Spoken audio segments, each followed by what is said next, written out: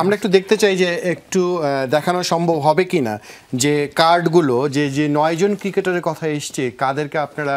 আসলে এই নিলাম থেকে বাদ গেছে এরকম যে 9 জন ক্রিকেটার এসছে প্রথম আমার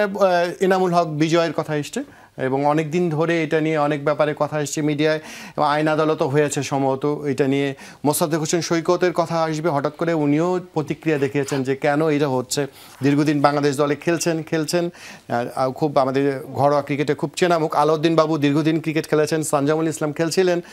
নিহাদুজ্জামান আমিও খুব অবাক হয়েছি এই নামটা শুনে পরে অবশ্য জানতে পেরেছি শফিউল ইসলাম বাংলাদেশ দলে সে 2011 বিশ্বকাপের কথা চিন্তা করলে ওর কথা মনে পড়ে চিটাগংয়ের যে ম্যাচটা আমরা ইংল্যান্ডের বিপক্ষে জিতেছিলাম মিজানুর রহমানের কথা আসবে এই 7 ক্রিকেটার তো আছে আর পরের কার্ডটা একটু যেতে চাই আমার একটু অবাক লেগেছে শেষ দুইটা নামে একটু আপনারাও তো নিশ্চয়ই অবাক হবেন যে শেষ দুটো নামে হচ্ছে শিহাব জেমস আর মনির হোসেন খান উনি স্পিনার আমাদের ক্রিকেটে আমরা মোটামুটি চিনি শিহাব জেমস একটা তরুণ ক্রিকেটার আন্ডার-19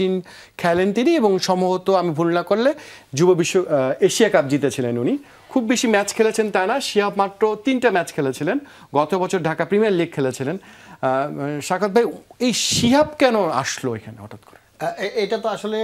শিহাব বা বাকি যে নামগুলো বললেন এটা আমরা জানিও না দেখিও নি ওই যে 900 পেজ এটা ডিরেক্টলি অ্যালেক্স মার্শালকে দেওয়া হয়েছে অ্যালেক্স এটা আমাদের টেকনিক্যাল কমিটিকে দিয়েছে টেকনিক্যাল কমিটি নাম সেভাবে এক্সক্লুড করেছেন এবং নাম এক্সক্লুড করার পর it has been circulated to all the franchise এখানে আমরা কে ইন কে আউট এটাতে কিন্তু গভর্নিং কাউন্সিলের কোনো হাত নেই এবং আমরা জানিও না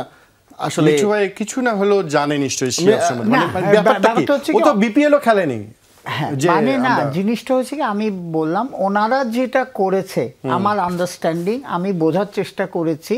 উনিও সবাই আমরা আমাদের কাছেও তো প্রবলেম হচ্ছে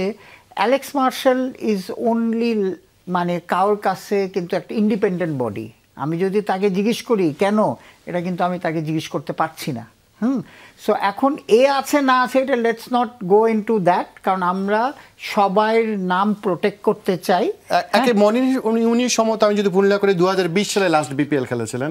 এবং ঘরোয়া ক্রিকেটও 1.5 বছর আগে খেলেছেন বলে আমার মনে পড়েন না আসলে 1.5 বছর আগে হয়তো বা ক্রিকেট খেলেছেন তার মানে তার নামে যদি কোনো অভিযোগ থেকে থাকে সেটা আমি বলছি যে সেটা অনেক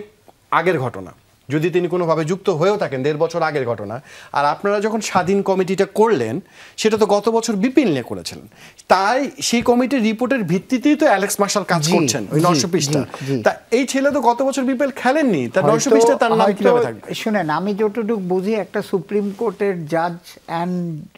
ব্যারিস্টার এরা যখন সম্ভবত ইন্টারভিউ আর ইনভেস্টিগেশনের সময় হয়তো নামটা উঠে এসেছে তো সেই জন্যে এবার আমরা করেছি কি জানেন শুধু আমি যতটুকু জানি যে রিপোর্টে শুধু প্লেয়ারদের নাম না অনেক